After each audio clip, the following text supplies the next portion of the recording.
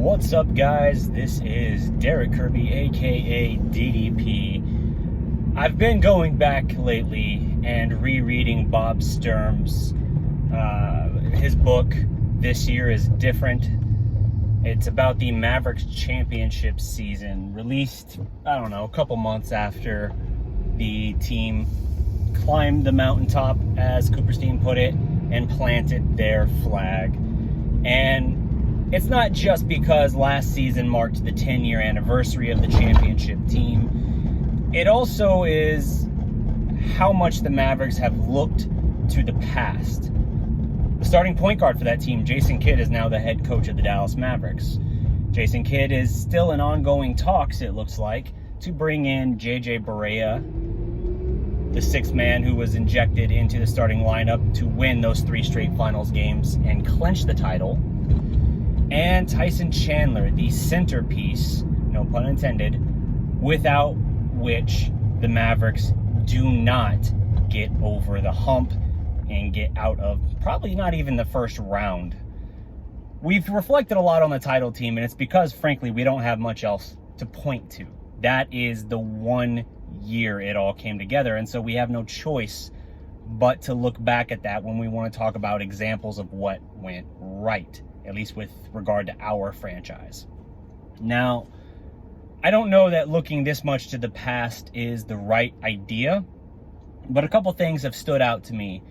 Early on in the first few chapters of the book, Bob Sturm is talking about the past of the franchise, and before the season even starts, the key things that ultimately made the year different.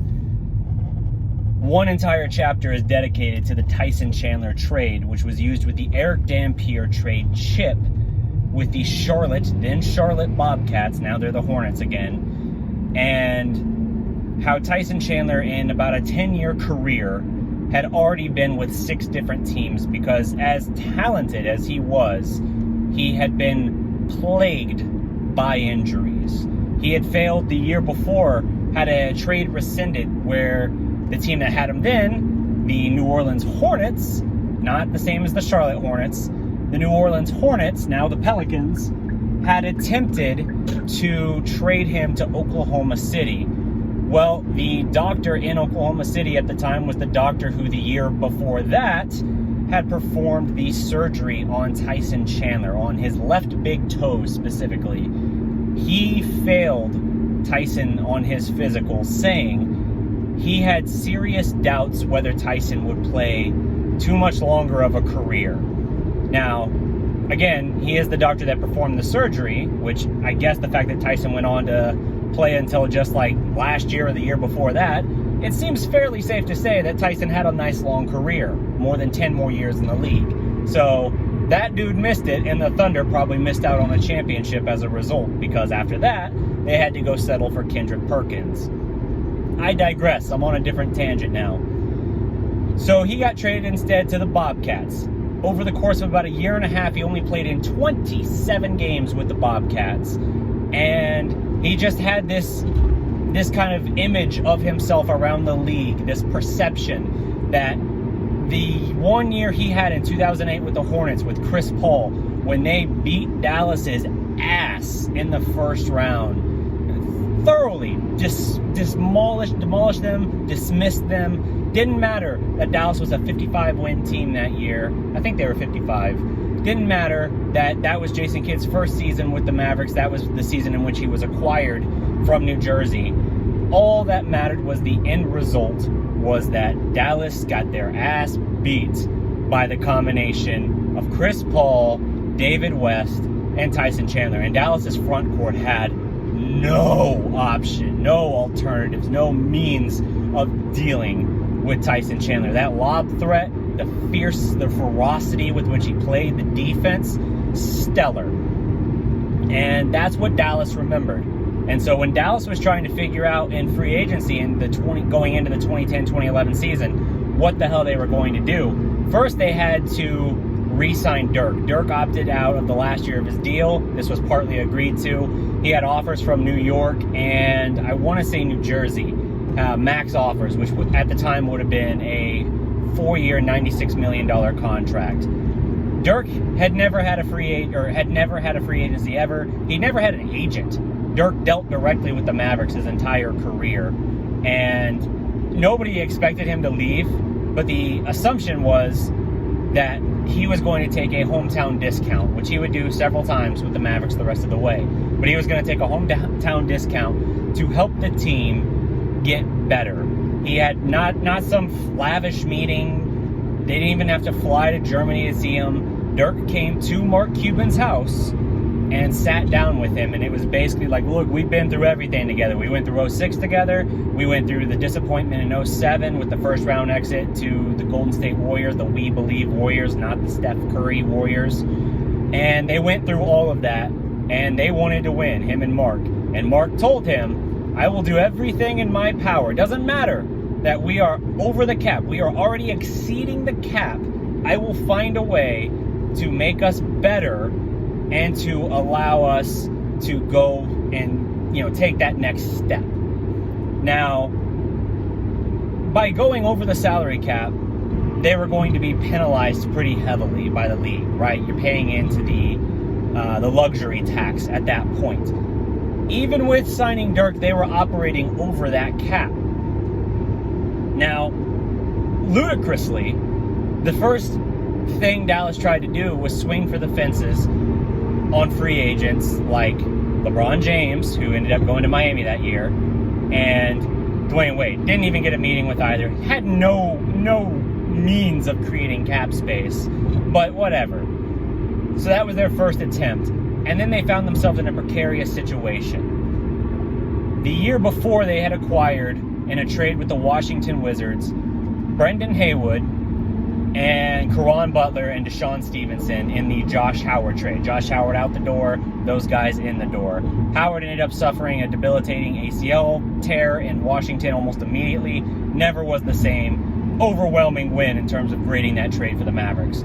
Haywood, his first year, the Mavericks lost that year in the first round to the Spurs. Spurs were a 7 seed, but they were a very misleadingly good 7 seed. Probably one of the best 7 seeds in NBA history that year, because by the time the playoffs rolled around, they were finally full strength healthy, as you would expect the Spurs of that era to be. So Dallas loses in 6 games, I believe, to that Spurs team, even though Dallas was a 2 seed.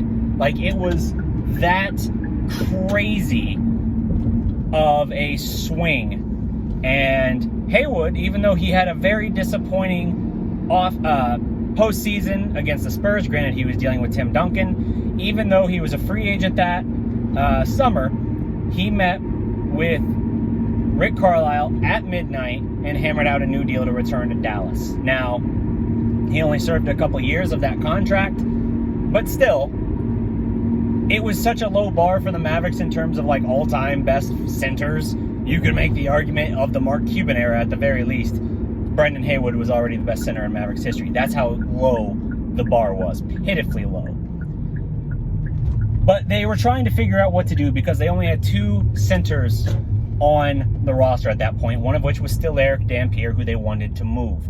But they had to move him as part of a trade because their ability to get away with operating over the cap without completely hamstringing what they could do was his trade chip.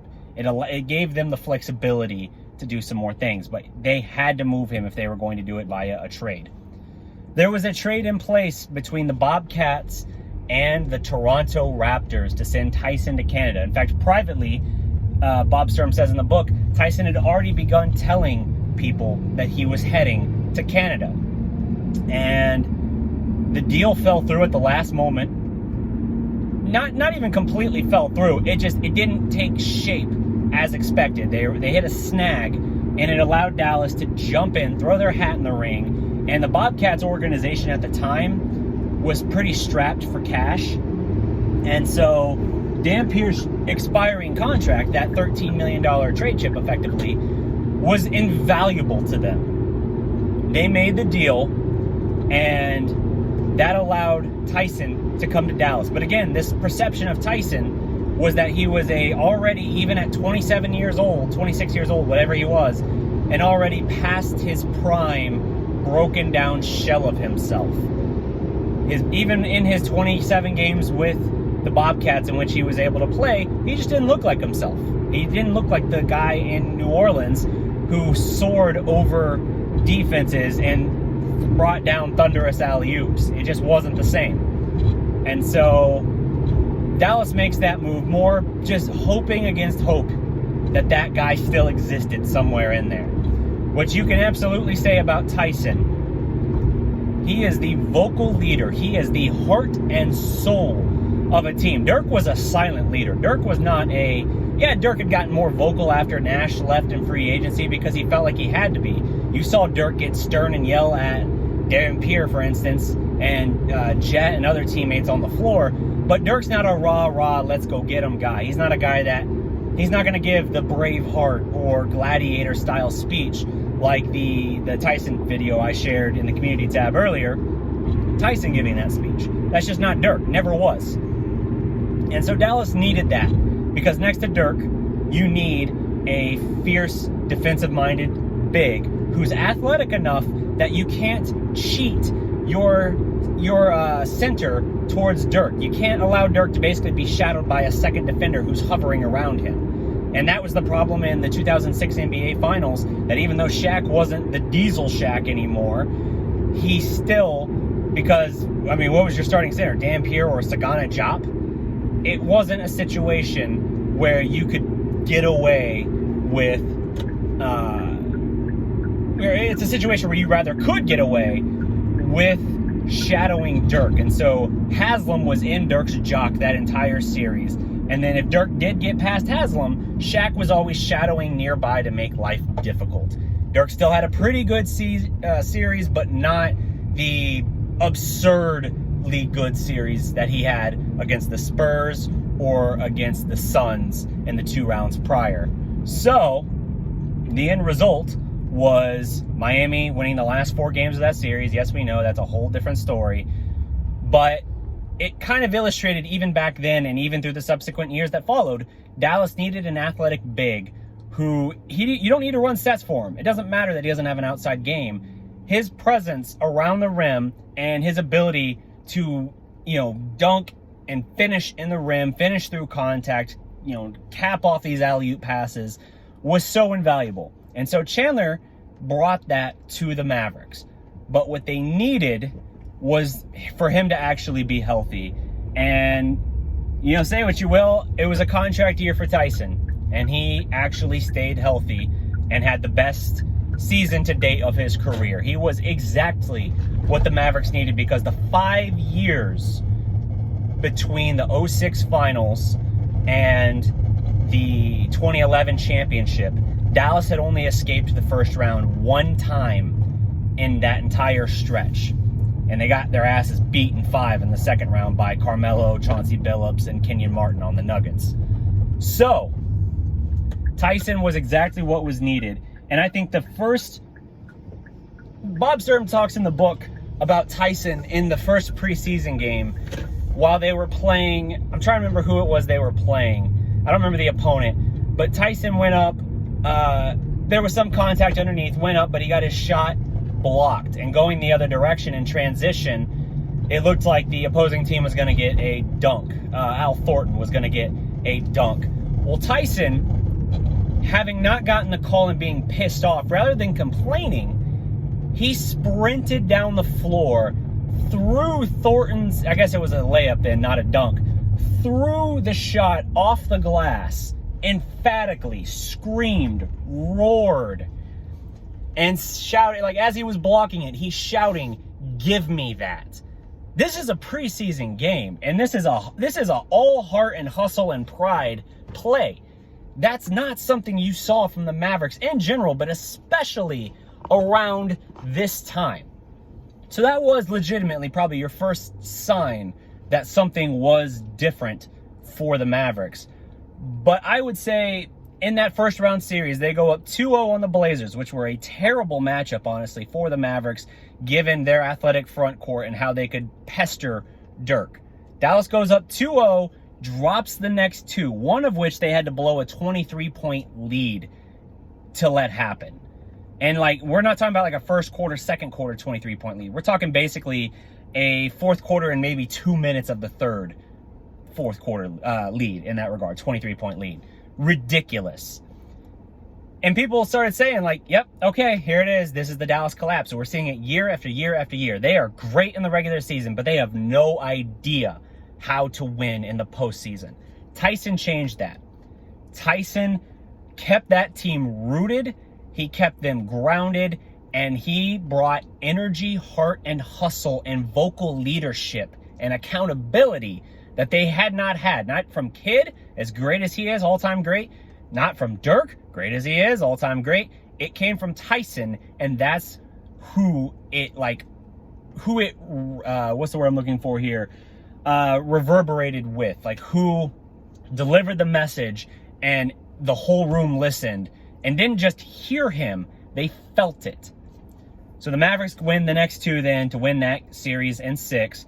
They then go and sweep Kobe and the two-time reigning Los Angeles Lakers. Nobody would have picked that. Nobody. Had to have a 16-point fourth quarter or late fourth quarter comeback against the Lakers in game 1. And even though they didn't have home court, they sweep that series. Go on to face the upstart Thunder. That year in particular was James Harden's breakout moment. That was his 6th Man of the Year season. And beat him in 5. Unreal. Go on to face the super team. Miami's big 3. LeBron, Wade, and Bosh. And it's so poetic justice. We know this. We know the storybook. It's a chance at redemption and revenge against the very franchise, the very 2 figures, just like Dallas had 2 figures left from the 06 finals, Dirk and Jet. The Heat had 2 members left from the 06 champions, that being Wade and Haslam. Somehow, by the way, Haslam is still on the Heat roster, I think. Ridiculous. Ridiculous. But even still. Dallas gets its revenge. We know this story. They are minutes away, 6 minutes and change away, I think, from going down 0-2 in the series. Down 15 as Wade knocks down a corner 3 and celebrates on them, holding the pose. LeBron's doing the shadow boxing thing on him, hyping him up right in front of the Mavericks bench. Pisses him off. Jet looks to Dirk and says, nah, not like this. Dirk, Jet, and Tyson solidified that team. And, Dirk and Jet, that's more their moment. I get it. But I'm telling you, man, don't overlook what Tyson brought to that Mavericks team. The fit he had next to Dirk, the heart and hustle and grittiness, the energy was there the entire season. And that's just how Tyson played. You had that. And it helped lift the Mavericks to their first and currently only championship in franchise history. I bring all of this up, and I know I've gone on a little bit of a segue here, but I bring all of this up simply to say Dallas does not have that Tyson Chandler type. And as much as we talk about all these experiments, all these guys of like, oh, this guy could be like the next Tyson for us, or he's a Tyson Chandler starter kit. When we say that, we're talking about a defensive-minded, rebounding, rim-protecting player. And to be clear, Tyson was a good but not great rim protector. He altered and bothered a lot of shots, but he was not a guy that was ever like a lot of blocks per game. He just wasn't. He made life difficult for opposing teams. That's what Tyson brought. And it was the energy, the heart, the hustle, the leadership, and the alley-oop threat. That was Tyson. So every time we talk about the next Tyson or a Tyson Chandler starter kit, I find that we're really only talking about that aspect of it. And that's all great. That's a great role and great traits to look for in a player. What we're not looking at is the personality, the leadership. Now, Tyson had a booming voice, and that really lended itself to his presence. But Tyson had such a old school Hard Knocks ability to him that was, I think he's from Chicago, drafted out of high school in 01. He really had this tenacity about him where he could walk into a locker room, didn't matter if it was a brand new locker room. If he didn't feel like the star players were working as hard as they needed to, he ripped into them. He held guys accountable. And in places where the teams weren't good, like the Knicks at the end of his tenure there, and the Bobcats before he was acquired by the Mavericks in the first place, if he was somewhere and the team wasn't good and they weren't trying, he held them accountable. He stayed on their ass and he called it out. And to the Mavericks locker room culture and credit back then, they listened, they heard, they understood. Yeah, man, we see what we've done in recent years. It's not good enough. It's not acceptable. We need to be better. Bringing Tyson in now potentially to Jason Kidd's coaching staff, if he's willing to do that, by the way, because Dallas screwed him after the title. If there was one freaking guy you bring back from that championship team who was a free agent, it's Tyson. He was 27, at most 28 years old at the time. You did a sign and trade instead, sent him to New York. Mark Cuban kept crying about the CBA and how, oh, did you read the CBA? Well, you'd understand these teams that are, bending over backwards to make all this work, they're going to be in a hurt. They're going to be hurting in the next couple of years. Did you read the CBA? I did. I knew I couldn't bring back the title team. Bullshit. He won a title. He saw what the big three in Oklahoma City was becoming. He was scared of it, and he thought, I need to amass my own big three. Because I see what LeBron and them did in Miami. I see what the Thunder are building organically, which later was built organically to completion by the Warriors. They saw all these things, and he was like, I want to make it Darren Williams, Dwight Howard, Dirk Nowitzki. The 3 Ds, that's what I want. Did not happen on either front. And it sucks. It's a joke. He blew up the title team to chase a dream of a super team of his own instead of trying to let them run it back. But if there was one guy you should have brought back, it should have been Tyson. Instead, you send him in a sign and trade deal, which, by the way, it was made sign and trade after the fact. He left in free agency effectively for the Knicks, and they worked out a deal just so the Knicks could give him the max he wanted, and Dallas could still get something for their trouble. They screwed him over then. Then they traded for him back from the Knicks in 2014, 2015, and that year was going very well until the Rondo trade derailed it. Tyson wasn't quite the same as he was in 2011, but he was still a very, very good center. Easily, if his first year with Dallas was the best center they'd ever had, then his second year was probably the second best center they'd ever had. Like, it was that type of situation. And rather than, I understand, at that point it was easier to make the decision not to bring him back. They went and chased DeAndre Jordan instead. And because the hope of what they wanted to build a core around moving forward of Rondo, Parsons, Dirk, Monte, and Tyson, because that fell apart, Cuban kind of reevaluated everything, and they basically made the decision, we're not even going to try to bring Tyson back this time. We're not going to have a talk. We're just going to let him go. To be fair, Phoenix paid him an obscene amount of money to leave.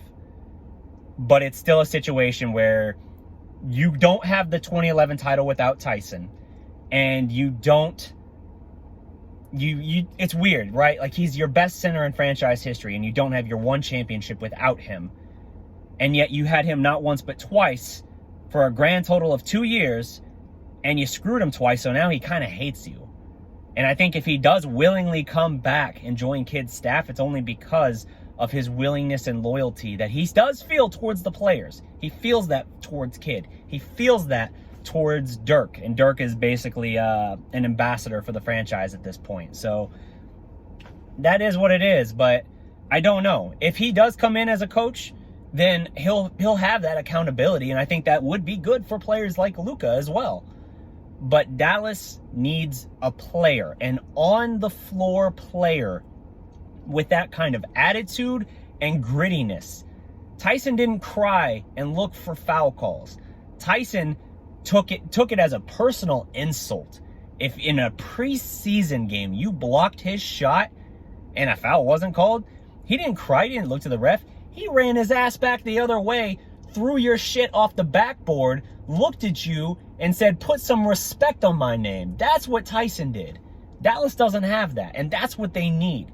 They need someone that doesn't just fit the loose idea of the skill set on the floor. They need the personality, the heart, and the leadership.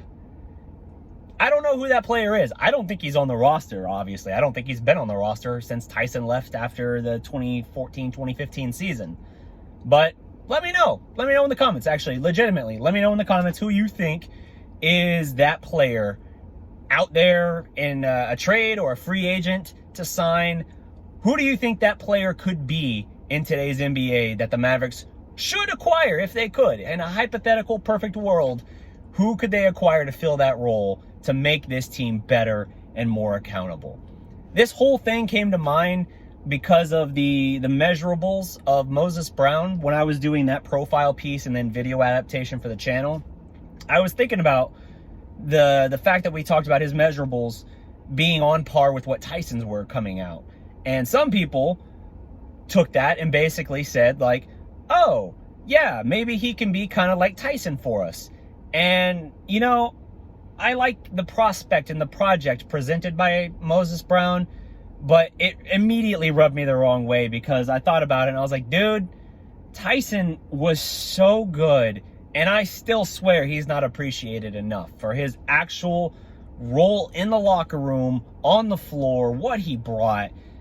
Just, it got me thinking, and I started saying to myself, like, I really want to take a look at this. That's what made me go back and start reading This Year Is Different again, and that's what ultimately inspired this video here. So let me know what you think. Who could the Mavericks get? Who could they find to fill a similar role? Do you even agree with me that the Mavericks need that type of presence, or does it even have to be a front court player? Could we find someone that does that in the form of a wing or a point guard? You know, what do you think?